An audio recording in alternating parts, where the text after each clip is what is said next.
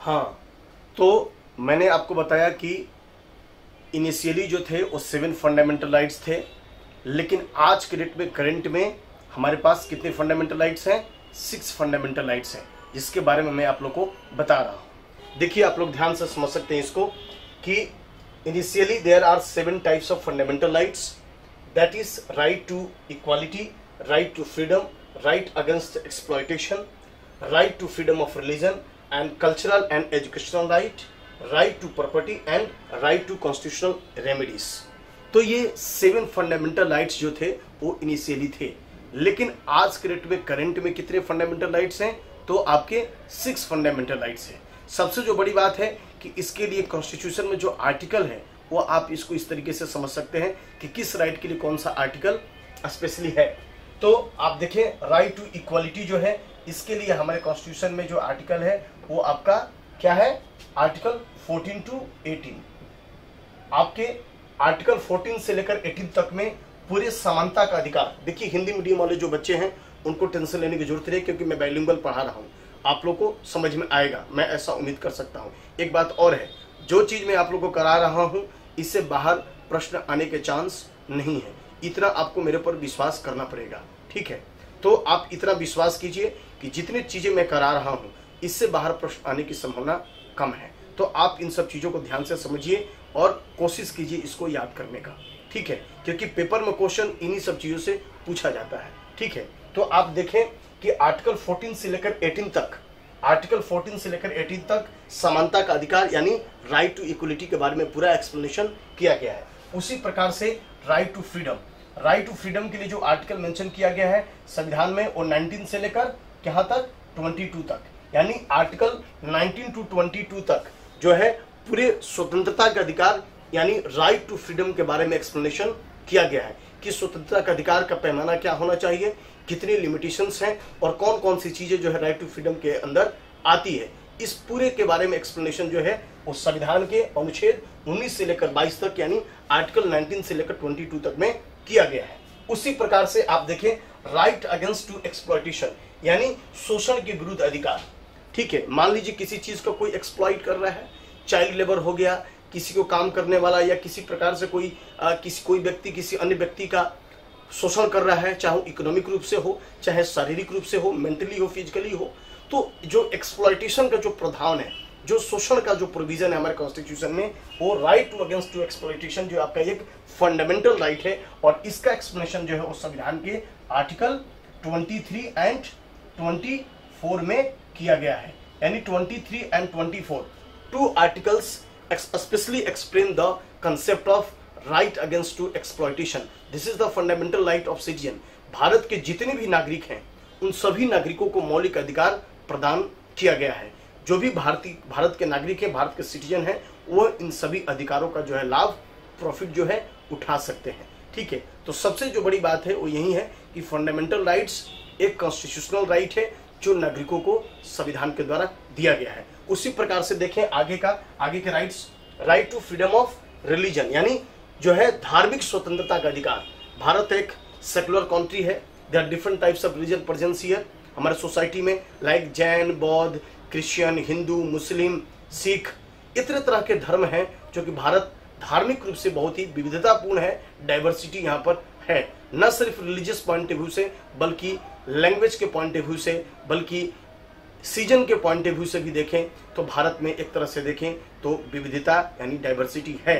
बावजूद इसके भारत एक सेकुलर कंट्री है, एक धर्म निरपेक्ष राज्य है, राष्ट्र है, जहां पर सभी धर्मों को समान रूप से जो है अधिकार दिया गया है। यानी अगर आप सिख हैं तो आप अपने लिए गुरुद्वारा बना सकते हैं, आप अपने सिख धर्म के सभी रूल्स नॉर्म्स को फॉलो कर सकते हैं। अगर आप हिंदू हो तो आप टेंपल बना सकते हैं और हिंदू धर्म के जितनी भी रीति रिवाज है उसको पूरा कर सकते हैं। मुस्लिम के लिए भी इसी तरीके से प्रावधान है। तो भारत में सभी धर्मों के लिए समान रूप से देखें तो जो है एक रिस्पेक्ट है, किसी तरीके का कोई भेदभाव नहीं मिलता है, ठीक है? तो इनके लिए भी जो संविधान में जो आर्टिकल दिया गया है वो आप देख सकते हैं, आर्टिकल 25 से लेकर 28 तक जो संविधान में जो अनुच्छेद है, आर्टिकल 25 टू 28 यानी 25 से लेकर 28 तक के पूरे अनुच्छेद में जो है वो धार्मिक स्वतंत्रता से संबंधित सभी प्रोविजंस के बारे में जो है मेंशन संविधान में किया गया है। उसी प्रकार से देखें कल्चरल एंड एजुकेशनल राइट्स, यानी शिक्षा और संस्कृति का अधिकार। शिक्षा और संस्कृति का अधिकार, भारत में शिक्षा को लेकर क्या है, और भारतीय की जो संस्कृति है, यानी इस भारत की जो कल्चर है, उस संस्कृति और शिक्षा को लेकर जो प्रावधान संविधान में दिया गया है, वो उसका जो है मेंशन आप देख सकते हैं आर्टिकल 29 से लेकर 30 तक, यानी आर्टिकल 29 एंड 30, ये दो आर्टिकल ऐसे हैं जो इसके बारे में मेंशन करते हैं कल्चरल एंड एजुकेशनल राइट्स के बारे में। ठीक है, उसी प्रकार से राइट टू प्रॉपर्टी, संपत्ति का अधिकार, इनिशियली देखिए ये मौलिक अधिकार था।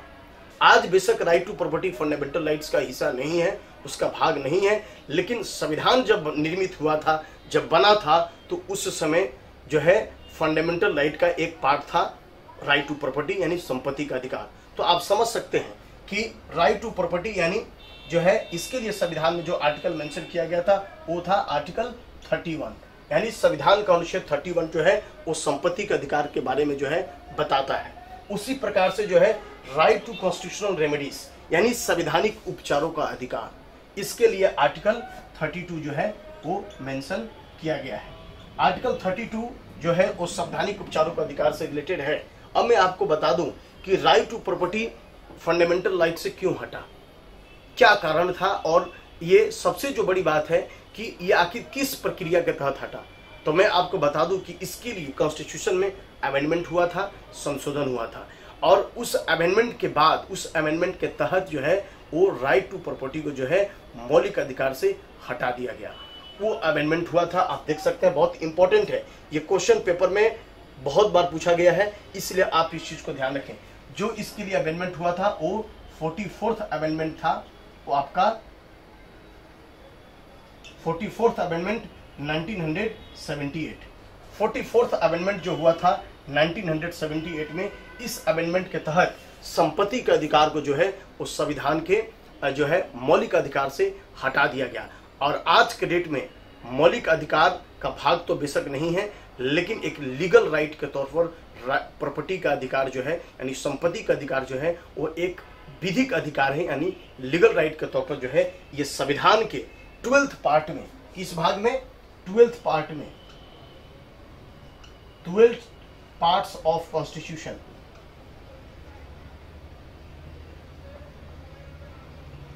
ट्वेल्थ पार्ट ऑफ कॉन्स्टिट्यूशन में जो है वो आर्टिकल 300A के तहत जो है इसका मेंशन किया गया है।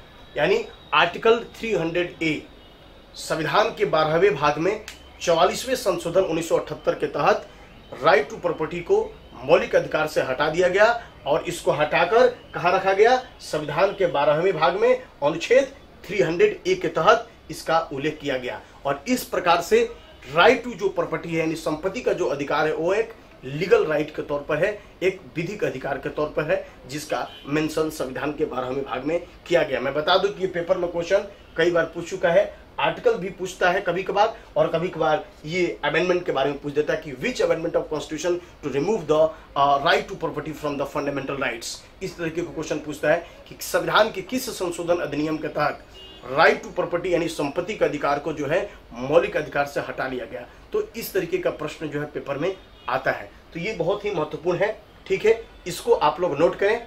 ठीक है, इसके बाद फिर हम लोग आगे चलते हैं, नोट किया जाए। हाँ, तो मैं आप लोग को बता रहा था कि 6 फंडामेंटल राइट्स जो हैं अभी वर्तमान में हैं।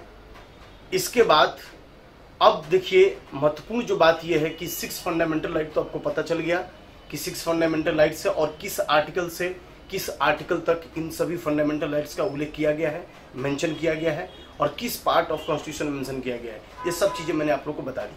अब जो सबसे महत्वपूर्ण बात यह है कि फंडामेंटल राइट्स एक ऐसा टॉपिक है जिससे कि क्वेश्चन आपके डायरेक्ट आर्टिकल से पूछ लिया जाता है।